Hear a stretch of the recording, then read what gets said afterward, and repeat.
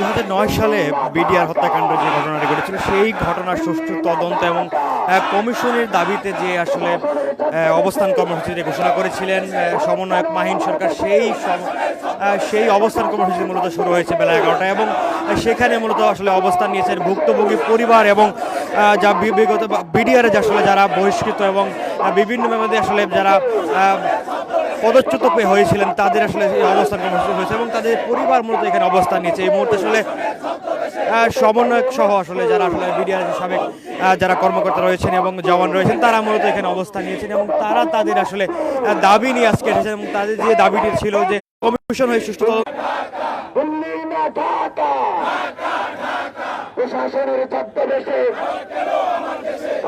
BDR জওয়ানদের আসলে যারা অবস্থান করছেন তারা আসলে সেই 2009 সালে আসলে বিভিন্ন মেয়াদে তারা আসলে চাকরিচ্যুত হয়েছিলেন এবং তাদের পরিবার আসলে যারা এখন পর্যন্ত আদালত এবং কারাগারে রয়েছে সেই কারাগারে যারা রয়েছে তাদের পরিবারদের আসলে স্বজনরা আজকে অবস্থান নিয়েছেন এবং মূলত দর্শক আপনাদেরকে জানিয়ে রাখি যে আসলে মাহিন সরকার একটি ফেসবুক পোস্টের মাধ্যমে আজকে এই অবস্থান কর্মসূচি নিয়েছেন এবং তিনি আসলে স্বরাষ্ট্র মন্ত্রণালয় ঘেরাওয়ের যে আসলে ঘোষণাটি দিয়েছেন সেই ঘোষণার প্রেক্ষিতে মূলত সমন্বয়করা এখানে অবস্থিত নিয়েছেন।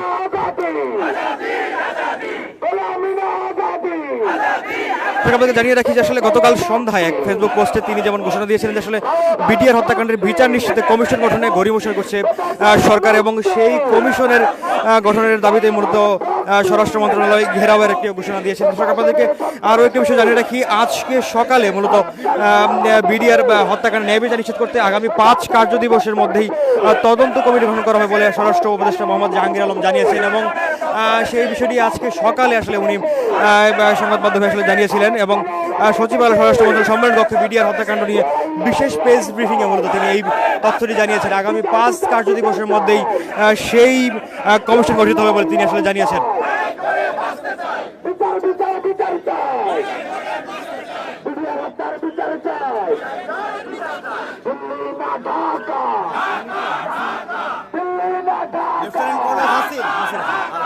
ব্রিগেডিয়ার হাসান নাসির, এই মৌসুমে লেফটেন্যান্ট কর্নেল হাসিন এবং হাসান নাসির এসেছেন এবং তারাও আসলে এই ইয়াতে অবস্থান কর্মসূচিতে যোগ দিয়েছেন এবং তারা সংহতি প্রকাশ করেছেন এবং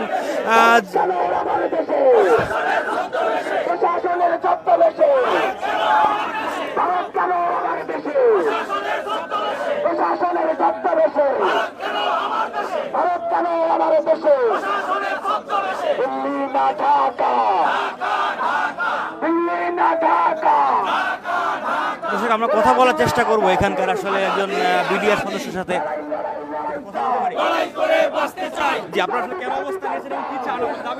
আমরা চাই বিডিআর হত্যার সঠিক বিচার হোক। আমি একজন সাধারণ জনগণ, আমি অন্যায়ের বিপক্ষে সবসময় লড়ি। আমার পরিবারের কেউ নাই, সবাই আমার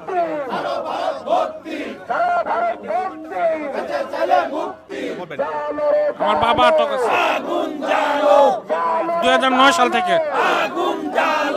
হত্যা মামলায় খালাস পাওয়ার পরেও নিরপরাধ মুক্তি চাই। আমার বাবা 18 মাস হাসপাতালে ভর্তি ছিল, তারপর আমার বাবা 3 বার স্ট্রোক করছে, তারপরে আমার বাবা নিরপরাধ বাবা আটকে আছে, কোনো অপরাধ না করে আটকে আছে। আমরা শুনছিলাম আসলে একজন বলছিলেন যে কথা শুনে যে ওনার বাবা আসলে নিরপরাধ এবং তিনি কোনো অপরাধ না করেও আসলে কারাগারে আটক করেছেন। সেই বিষয়টি আসলে এখানে যারা পরিবার সদস্যরা এসেছেন তারা যেমনটা আসলে বলছিলেন যে আসলে তারা সুষ্ঠু একটি তদন্তের মাধ্যমে তাদের এই বিচারটি যেন নিশ্চিত করা হয় এবং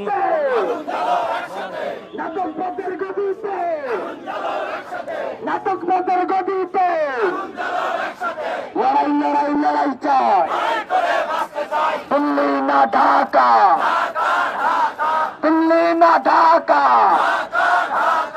আপোষ না বিপ্লব, আপোষ না সংগ্রাম, আপোষ না মৃত্যু।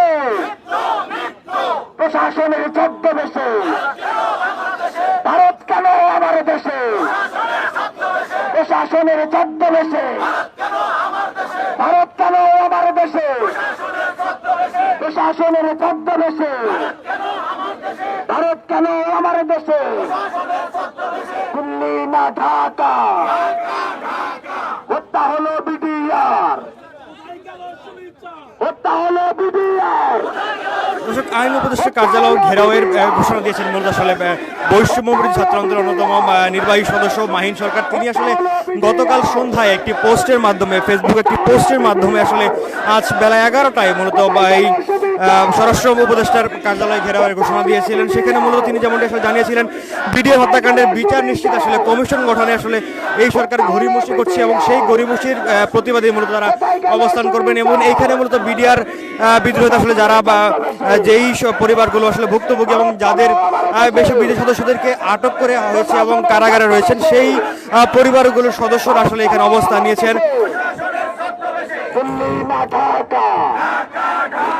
একই সাথে আজকের এই ঘেরাও কর্মসূচিতে এবং অবস্থান কর্মসূচিতে মূলত বৈষম্যবিরোধী ছাত্র আন্দোলনের অন্যতম সমন্বয়ক হাসনাত আব্দুল্লাহ এবং সারজিস আলমেরও উপস্থিত থাকা হচ্ছে এবং তারা যেমন তাদের ফেসবুক পোস্টের মাধ্যমে সংহতি জানিয়েছিলেন এবং সেই লক্ষ্যে মূলত এখানে অবস্থান নিয়েছেন আজকে। এবং এখানে এসেছেন কর্নেল হাসিন এবং তুমি কে আমি কে, তুমি কে আমি কে।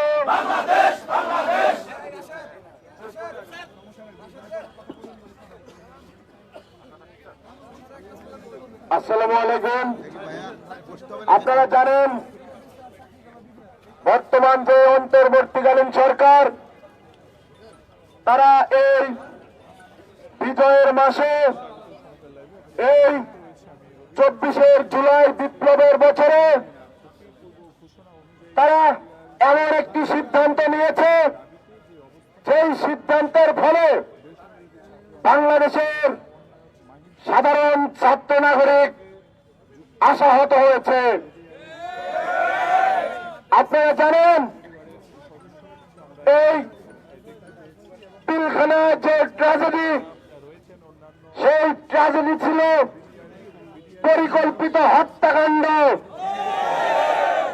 এই পরিকল্পিত হত্যাকাণ্ডে যে বা যারা জড়িত তাদেরকে যেন খুঁজে বের করা না যায়, সেই উদ্দেশ্যে বিগত ফ্যাসিস্ট সরকার বিচারের নামে বিভিন্ন সময়ে টালবাহানা করেছে। আপনারা সবই জানেন, আপনারা এটিও জানেন যে ন্যায় বিচারের অভাবে এই জুলাই বিপ্লবের পরে জেলের ভিতরে 6 জন বিনা বিচারে মারা গেছেন। আমরা সেটিরও বিচার চাই। আমরা রাষ্ট্রকে স্পষ্ট বলতে চাই, কোন ব্যুরোক্রেটিক ভাবনা দিয়ে ন্যায় বিচারকে আটকানো যাবে না। এই জুলাই বিপ্লবের উদ্দেশ্যই ছিল বাংলাদেশের সর্বস্তরে ইনসাফ প্রতিষ্ঠা করা। স্বরাষ্ট্র মন্ত্রণালয় কর্তৃক কমিশন গঠনের যে সিদ্ধান্ত, তারা প্রথমে সরে এসেছিলেন। আমরা জানতে পেরেছি তারা প্রথমে ঘোষণা দিয়েছিলেন একটি স্বাধীন কমিশন গঠন হবে, কিন্তু তারপর এটি নিয়ে স্বরাষ্ট্র এবং আইন ও বিচার মন্ত্রণালয়ের বক্তব্যের মধ্যে দ্বিচারিতা দেখা যায়। তাদের মধ্যে পারস্পরিক বিরোধী এবং সাংঘর্ষিক বক্তব্য আমরা লক্ষ্য করেছি। আমরা বলতে চাই, এই বাংলাদেশের ছাত্র জনতা এই ধরনের টালবাহানা কিন্তু আর সহ্য করবে না।